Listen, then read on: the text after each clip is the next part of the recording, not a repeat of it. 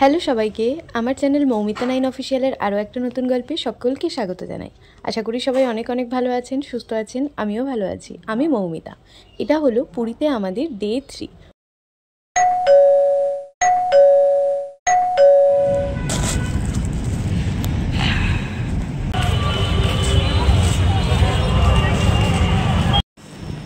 Hello সবাইকে, good morning. এখন ঘড়িতে সময় হলো 5টা 3। এখন আমরা যাব সমুদ্রে সূর্য ওঠা দেখতে। আজকে আমাদের পুজো দিতে যাওয়ার কথা আছে, 2 দিন অলরেডি কেটে গেছে। তো চলো আগে সমুদ্রে যাই। কাল সারাদিন সমুদ্রের সাথে আমাদের দেখা হয়নি, এখন হবে। সকালবেলা সেই হয়েছিল। তো চলো সবটাই সাথে শেয়ার করবো তোমাদের সাথে। ভিডিওটা সবাই শেষ অবধি দেখো, আর দেখে অবশ্যই জানিও যে তোমাদের কেমন লাগলো।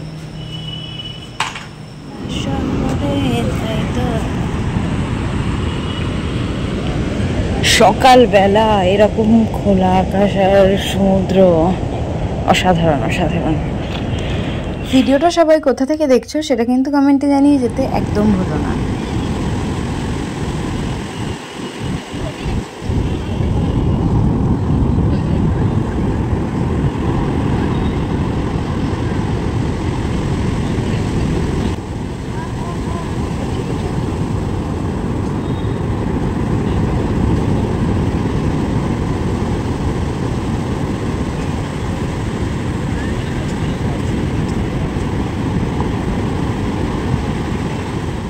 একটু একটু করতে করতে প্রায় অনেকটা পা ভিজিয়ে চলে এসেছি। এখন রেডি হব, এখন যাব আমরা পুজো দিতে তার জন্যে। তো চলো ঝটপট রেডি হয়ে নিই।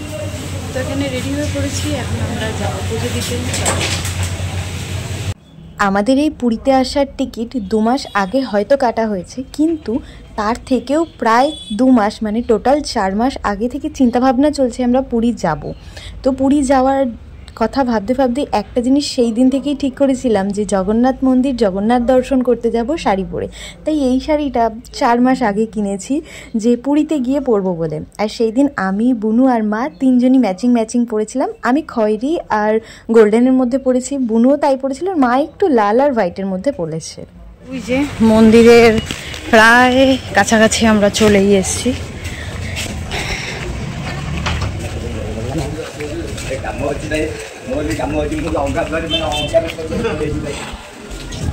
ওই যে মেন মন্দির, ঘড়ি কাটার সময় তখন প্রায় 8টা। তার মধ্যেই আমরা চলে এসেছি জগন্নাথ মন্দিরে পুজো দেবো বলে। আসতে না আসতেই জানতে পারি ফোন, ক্যামেরা, কোনো রকম খাবার কিছু নিয়ে মন্দিরের ভিতর যাওয়া যাবে না। বোনের ব্যাগের ভিতরে যা খাবার ছিল সেটা, আর সাথে আমাদের সব ফোন আমরা বাইরে রেখে গেছিলাম মন্দিরের ভেতরে।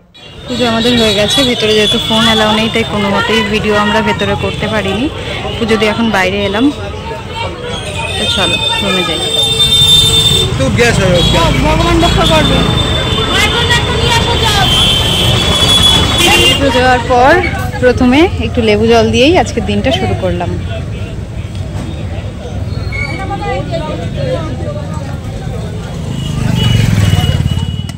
সকালবেলায় মাথার মধ্যে এক চড় মেরে আমাদের থেকে ভাড়া নিয়েছিল 1 গাদা। অল্প একটু রাস্তা, তাও ভাড়া নিয়েছে 1 গাদা। তাই ফেরার সময় আমরা সবাই হেঁটে হেঁটেই বাড়ি ফিরছিলাম। তো হোটেলে ফিরে এসে প্রথমেই খাওয়া দাওয়ার ব্যাপার ছিল, তাই চলে এসেছি প্রথমেই খাওয়া দাওয়া করতে। সেদিন সকালবেলা ব্রেকফাস্টটা শুরু করলাম ডিম টোস্ট দিয়ে। খাওয়া দাওয়া করে চলে এসেছি, এখন যাচ্ছি উপরে কাকাদের ঘরে। আজকে আমরা রান্না বান্না করে খাওয়া দাওয়া করার কথা ভেবেছি, আমি আর ওই যে মা। চলো দেখি কত। এখানে মা এখন আলু কাটতে বসেছে আর কাকি এদিকে আলু কাটছে। এখন আমাদের রান্না বান্না টিভি দেখতে দেখতে এখন আমাদের দুপুরের লাঞ্চটা আমরা করে নিচ্ছি। পুরীতে আমাদের 3য় দিনের লাঞ্চের মেনুতে ছিল সাদা ভাত, লাল লাল করে আলু মাখা, শুকনো লঙ্কা ভাজা, তার সাথে মসুর ডাল। ডালটা খুব একটা ভালো ছিল না, কিন্তু তাও খাওয়া গেছিল। আর ছিল নুন, লেবু, শসা। ঘুম থেকে উঠতে না উঠতেই শুনি বাবু যেহেতু সকালবেলা যায়নি, তাই এখন যাবে।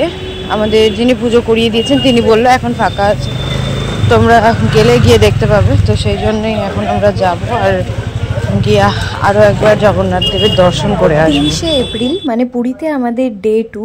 সেই দিন আমরা গেছিলাম নন্দনকানন, কোনারক সান টেম্পল, উদয়গিরি, খণ্ডগিরি আর যা যা সাইট সিন দেখার সেগুলো সব দেখে ফিরতে ফিরতে অনেকটাই রাত হয়ে গেছিলো। সেই দিন না খেয়ে থাকার কারণে আমার বাবার শরীরটা ভীষণ পরিমাণে খারাপ হয়ে গেছিলো রাত থেকেই। তাই সকালবেলা পরদিন আর বাবু আমাদের সাথে পুজো দিতে আসতে পারিনি। বাবুকে নিয়ে আবারও চলে এসেছি বিকেলবেলা জগন্নাথ দর্শন করতে। ওয়েদারটা যে এত সুন্দর ছিল, কোনো রকম গরম ছিল না, মানে শান্ত ওয়েদার, মানে খুবই সুন্দর খুবই সুন্দর। আর তার মধ্যে আকাশটা দেখতে কতটা সুন্দর লাগছে। তো চলো ঝটপট যাই ভেতরে, যেহেতু কোনো রকম ভিডিও করা অ্যালাউ নেই, তাই ভেতরে তো কোনো ভিডিও তোলাই যে সম্ভব নয়। নিজের চোখ দিয়ে দুবার জগন্নাথ দর্শন একদিনে আমি করেছি, এর জন্য আমি নিজেকে ভীষণভাবে লাকি মনে করি। বাবুকে নিয়ে আবারও বিকেলবেলায় এসেছিলাম জগন্নাথ মন্দির দেখার জন্যে। তো প্রথমবার তো দেখতে পারিনি, এত ভিড়, বাবু অসুস্থ হয়ে পড়েছিল। তারপর ফিরে বাইরের যত মন্দির ছিল সব দেখে আমরা বেরিয়ে যাচ্ছিলাম। তখন আমার আরও একবার মনে হলো যে না, আর একবার যদি আমরা চেষ্টা করে দেখি যে যদি দেখা যেতে পারে, ভগবানের দর্শন যদি পায় আমার বাবা, তো সেই জন্য আরও একবার গেলাম। মেন লাইন দিয়ে ঢুকে দেখবো, লাইনের কাছে যাচ্ছিলাম যদি আর একবার ঢুকে দেখা যায়। তো তখন দেখি পাশ থেকে একটা ভিআইপি লাইন করা হয়েছে, যেখান থেকে সবাই ঢুকতে পারছে। বলছিল ভিআইপি লাইন, কিন্তু সবাই ঢুকে যাচ্ছিল। তো সেখান থেকে ঢুকে বাবুকে ভগবান জগন্নাথের দর্শন করাতে পেরেছি। আর বাইরের ভিউটা ঠিক এতটাই সুন্দর এখানকার। আর এই যে বাবু আর কাকা বসে বসে গল্প করছে। তো এখানে আমাদের মন্দির দেখা কমপ্লিট। ওই যে জয় জগন্নাথ মন্দির দেখা কমপ্লিট। এখন আমরা যাব আবারও সেই বাড়ির দিকে। চলো।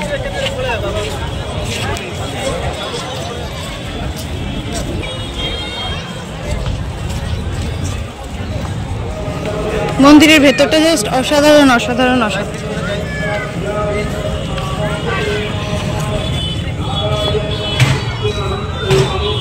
ভেতরে এখন সন্ধ্যা আরতি শুরু হচ্ছে, তাই মন্ত্র পড়ছে। দুপুরের খাওয়া দাওয়া করার পর এক ঘুম দিয়েছিলাম, আর ঘুম দিয়ে উঠে সোজা চলে এসেছিলাম মন্দিরে জগন্নাথ দর্শন করব বলে। তো আমাদের তো জগন্নাথ দর্শন করা হয়ে গেছে। তারপর বাবু বলল ফুচকা খাবে, তাই আমি, বাবু আর কাকা তিনজন মিলে এখানে দাঁড়িয়ে পড়েছি ফুচকা খেতে।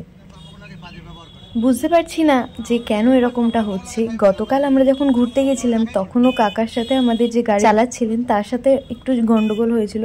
আজকেও আমরা এখন যে টোটোতে উঠেছি তার সাথে গন্ডগোল। এরা না মানুষের মাথায় ঠিক চড় মেরে কিভাবে টাকাটা নিতে হয় সেটা খুব ভালো করে জানে। যাই হোক, মানে তারা জানে যে এখানে দর্শনার্থী আসবে, এখানে ভগবানের দর্শনে মানুষ আসবে, তাদের থেকে বেশি ভাড়া নেওয়ার কি দরকার আছে? যেটুকু লিমিটেড সেটুকুই নেওয়া উচিত না? 10 টাকা বেশি নিক, এদের 100 টাকা বেশি দিতে হবে, মানে অদ্ভুত কথা তো। তারপর তো নেহাত বাবুর শরীরটা খারাপ ছিল, তাই আমরা টোটোতে উঠেছি, না হলে আমরা ভেবেছিলাম হেঁটেই চলে আসব। জগন্নাথ দর্শন করতে যাওয়ার আগেই আমাদের যেহেতু মহাপ্রসাদ আর পুজোর প্রসাদ চলে এসেছিল, তাই এখন জগন্নাথ দর্শন করে এসে প্রথমেই আগে আমরা ভোগের প্রসাদ আর পুজোর প্রসাদটা আগে খেয়ে নেব। তার মধ্যে অন্নপ্রসাদ ছিল, আর এখানে দেওয়া হয়েছিল একটা মালপোয়া। মালপোয়াটা যে খেতে কি ভালো ছিল। আমি, কাকা আর বাবু যতক্ষণ জগন্নাথ দর্শন করতে গেছিলাম ততক্ষণে মা আর কাকি দুজন মিলে আমাদের রাতের ডিনারটা করে ফেলেছিল। তারপর ওরা আলুর চপ আর এখানে লঙ্কার চপ সাথে মুড়ি নিয়ে চলে এসেছে সি বিচে। তারপর আমি ফ্রেশ হয়ে এসেছি, এসে সি বিচে বসে বসে চপ মুড়ি খেয়ে নিয়েছি। শুধু তো চপ মুড়ি খেলে হবে না, একটু খেলাধুলাও করতে হবে, তাই ভাইরা নিয়ে এসেছিল উনো। এখানে বসেছি উনো খেলতে। প্রথম দিন উনোটা বুঝিয়ে দিয়েছে, কিন্তু যেন তাও একটু একটু গন্ডগোল হয়েছিল। আলুর চপ খাওয়ার পর এখন আমরা বসে গেছি উনো খেলতে। ইশারা ইশারা, কিসের ইশারা? খেলার মধ্যে চিটিং চিটিং, ইশারা ইশারা চলছে। দুই ভাই তো উনো বাড়িতে এর আগেও খেলেছে, ওরা এতে পোক্ত, কিন্তু আমি আর বুনু যেহেতু একদম নতুন, তাই দুই ভাই মিলে ইশারা করে না আমাদেরকে হারানোর চেষ্টা করছে। যখনই দেখছে আমার আর বুনুর কার্ড কমে যাচ্ছে, তখনই দুজন মিলে বুদ্ধি করছে আমাদের কি করে কার্ড বাড়াবে। এখানে তো আমাদের উনো খেলা চলছিল, তার মধ্যে আবারও একটু ব্রেকে নিয়ে নেওয়া হলো খাবার। সেটা হলো ছানার কেক, যেটা খেতে আমার খুব একটা বেশ ভালো লাগেনি, কিন্তু অল্প মিষ্টি ছিল, খেতে ভালোই। ঘড়ির কাটার সময় এখন রাত্রি 10:30, আর সমুদ্র মানে অবিরান্ত, সেই সকাল থেকে শুরু করে। সকালেও দেখে গেছি ভোর 4:30, 5টা নাগাদ যখন এসেছিলাম তখনও এরকম দেখে গেছি, আর এখনও ঠিক এই রকমই। কীরকম মানে সমুদ্র।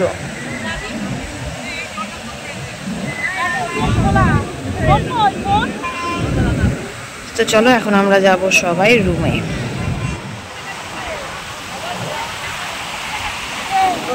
আমাদের রুমে খাওয়া দাওয়ার কোনো ব্যবস্থা ছিল না, সবটাই করা হচ্ছিল কাকাদের রুমে, কারণ কাকাদের লোক সংখ্যাও বেশি ছিল আর রুমটাও একটু বড় ছিল।